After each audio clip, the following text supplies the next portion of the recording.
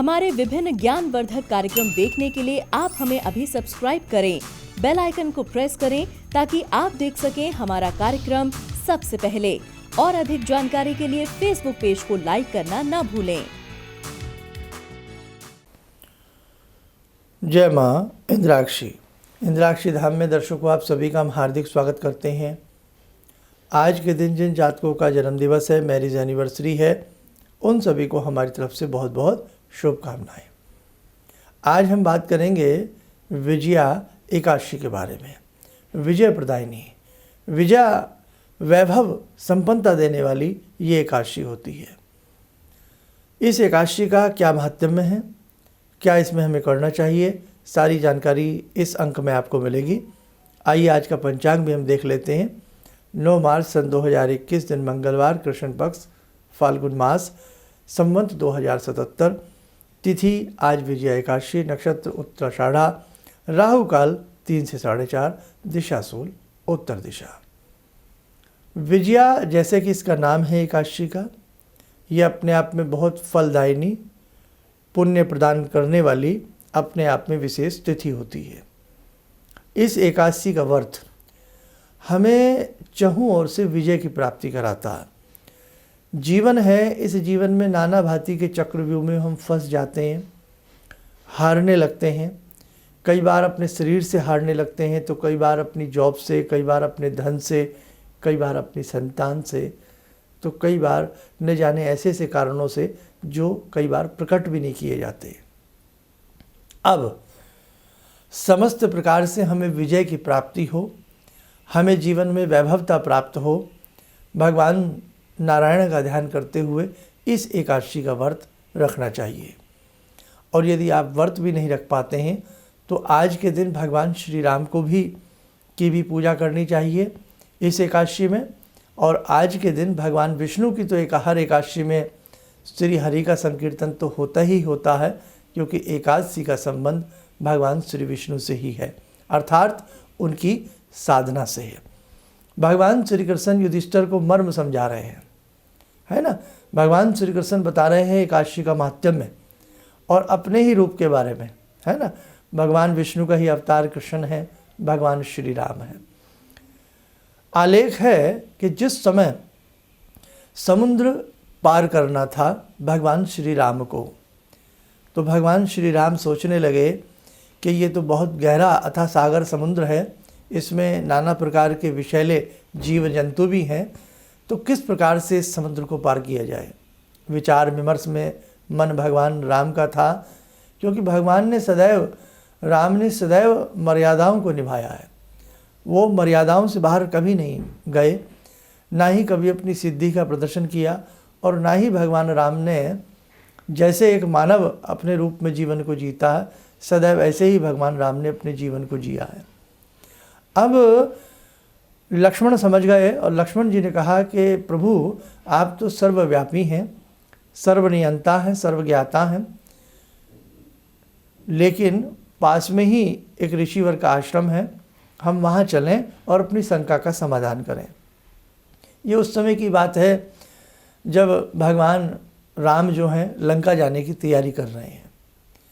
खैर, मुनिवर से मिले। मुनिवर ने कहा कि हे राम, मैं आपको अच्छे से समझता हूँ और आप नारायण स्वयं हैं, लेकिन मानव के रूप में आप धरा पर अवतरित हुए हैं, इसलिए मर्यादाएं आप अच्छे से रखना जानते हैं। मैं आपको एकादशी के व्रत की बात बताता हूँ कि आप विजया एकादशी का व्रत रखें और विजया एकादशी का पूरे अच्छे से पालन करें। 10वीं की रात्रि से ही आपको सर्वत्र विजय की प्राप्ति होगी।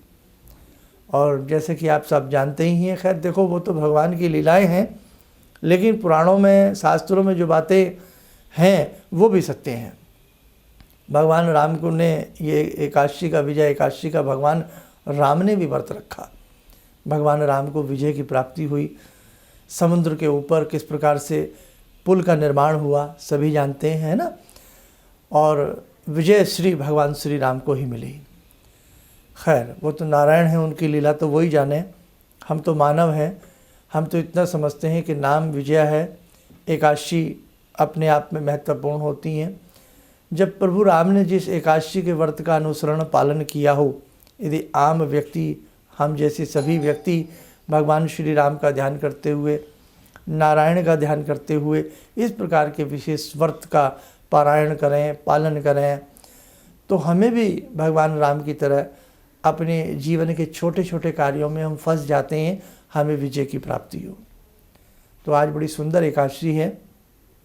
आज के दिन ध्यान रखना, नारायण के संकीर्तन, हरि संकीर्तन के साथ साथ भगवान श्री राम जैसे राम रक्षा स्तोत्र पढ़ लेना, राम जी के 108 नाम पढ़ लेना, राम स्तुति कर लेना, नारायण स्तुति कर लेना, गजेंद्र मोक्ष पढ़ लेना, जो भी आपको समझ में आए। लेकिन आज नारायण से संबंधित, हरि से संबंधित पूजा भक्ति जरूर करना।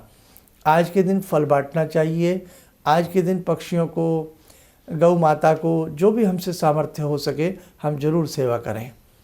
आज के दिन किया गया शुद्ध तरीके से तन और मन से व्रत, आज के दिन की गई तप और तितिक्षा अमोघ फलदायिनी होती है। आज की एकादशी के कथा का महात्म्य किसी को सुनाना और स्मरण करना, दोनों ही अपने आप में परम पुनीत फलदायी माने गए हैं। बस ज़्यादा ना कहते हुए बस इतना ही आपसे कहूँगा कि आज विशेष महात्म्य वाली तिथि है। इस तिथि में कुछ ना कुछ अच्छा करना न भूलें। निरामिष आज के दिन भोजन आहार लें, सात्विक भोजन लें। जो व्रत भले ही ना रखते हों, लेकिन आज के दिन सात्विकता का परिचय आपको देना है। दिन में चलते फिरते, उठते बैठते जय श्री राम जपते रहें।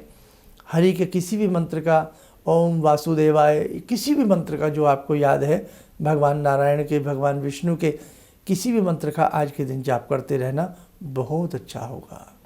आइए मेरे साथियों, भगवान नारायण की बात की है। भगवान नारायण के ही स्वरूप भगवान श्री कृष्ण से आज की ध्यान साधना में हम 2 मिनट के लिए सब ध्यान करें। ॐ करारविन्दे न पदारविन्दं मुखारविन्दे विनिवेशयन्तं वटस्य पत्रस्य पुटे शयानं बालामुकुन्दं मनसा स्मरामि बालामुकुन्दं मनसा स्मरामि कस्तूरीतिलकं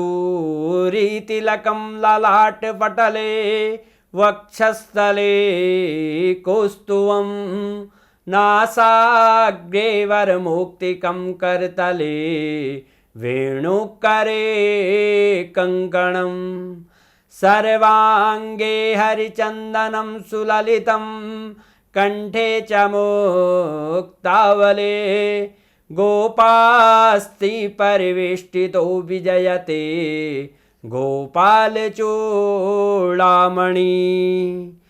शान्ताकारं भुजगशयनं पद्मनाभं सुरेशं विश्वाधारं गगनसदृशं मेघवर्णं शुभांगं लक्ष्मीकान्तं कमलनयनं योगवृद्ध्यानगम्यं वन्दे विष्णुं भवभयहरं सर्वलोकैकनाथं। कवच बना लें, ध्यान करें, भगवान नारायण का अनुग्रह हम सबके ऊपर बरस रहा है।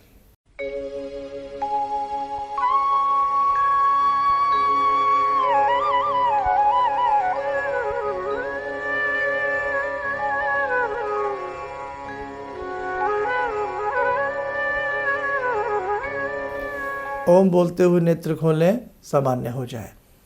देखो मेरे साथियों, ये जीवन है। इस जीवन में जितने हम अच्छे अच्छे कर्म कर लेंगे ना, उतने ही हमारे लिए कम रहते हैं। तो इसलिए अच्छे कर्म की तरफ हमेशा उद्धत रहें। और जो भी दीक्षा के लिए इस संस्थान से जुड़े हैं, आप बेफिक्र रहें। 99% सब लोगों को अपने लिफाफे मिल चुके हैं। जिन्हें नहीं मिले होंगे, कहीं ना कहीं रास्ते में होंगे, डाक में होंगे, आपके आसपास कहीं ना कहीं होंगे, आपको शीघ्र मिल जाएंगे। बहुत लोगों ने लेट भी डाले थे, तो लेट डाले हैं तो लेट के हिसाब से ही मिलेंगे। लेकिन हमारे संस्थान में अब कोई भी ऐसा व्यक्ति नहीं बचा है कि जिसके लिफाफे हमने ना भेजे हों। जिन जिन को प्राप्त हो गए हों वो अपनी गुरु दीक्षा के मंत्र गुरु स्वरूप समझ करके उन्हें शुरू करें, प्रसाद स्वरूप समझ करके मस्तिष्क लगाएं, श्रद्धा के साथ पढ़ें। और जिन्हें अभी अभी मिले हैं तो ध्यान रखें 11 तारीख की शिवरात्रि है, बहुत मन से शिवरात्रि से उन मंत्रों को आप प्रारंभ कर सकते हैं। और जिन्होंने कर दी हैं तो वहाँ भी कोई चिंता की बात नहीं है। वो ये ना, जिसने जैसे शुरू कर दिया है हमारा सबके साथ आशीर्वाद है, बहुत अच्छा किया है। जिनकी वैदिक जन्म पत्रिकाएँ संस्थान में आई हुई हैं करीब करीब बहुत लोगों की भेज चुके हैं, जिनकी रह गई है सबकी शीघ्र से शीघ्र बना करके हम लोग भेजने वाले हैं। इन्हीं शब्दों के साथ हम अपनी वाणी को विराम करते हैं। जय माँ इंद्राक्षी। मुझे ये अंदर से विश्वास हो रहा था कि जो चीज़ 2-3 मैं ढूंढ रही हूँ, क्योंकि थोड़ी बहुत मैं भी भगवान में आस्था रखती हूँ, तो मैं ये सोची थी कि मुझे वो चीज़ें मिल जाएंगी। और रियली मुझे आज यहाँ बैठ के ऐसा लगा, जो आपने 2-3 चीज़ें करने के लिए बताई हैं, कि शायद मेरी समस्याओं का हल शुरू हो गया आज से। किसी भी समस्या के समाधान के लिए मिले प्रसिद्ध हस्तरेखा एवं वास्तु विशेषज्ञ प्रोफेसर धर्मेंद्र शर्मा जी से। नोट: शिविर में भाग लेने हेतु एवं व्यक्तिगत रूप से मिलने के लिए कॉल करने का समय सुबह 10 बजे से शाम 6 बजे तक। हमारे विभिन्न ज्ञानवर्धक कार्यक्रम देखने के लिए आप हमें अभी सब्सक्राइब करें, बेल आइकन को प्रेस करें ताकि आप देख सकें हमारा कार्यक्रम सबसे पहले। और अधिक जानकारी के लिए फेसबुक पेज को लाइक करना ना भूलें।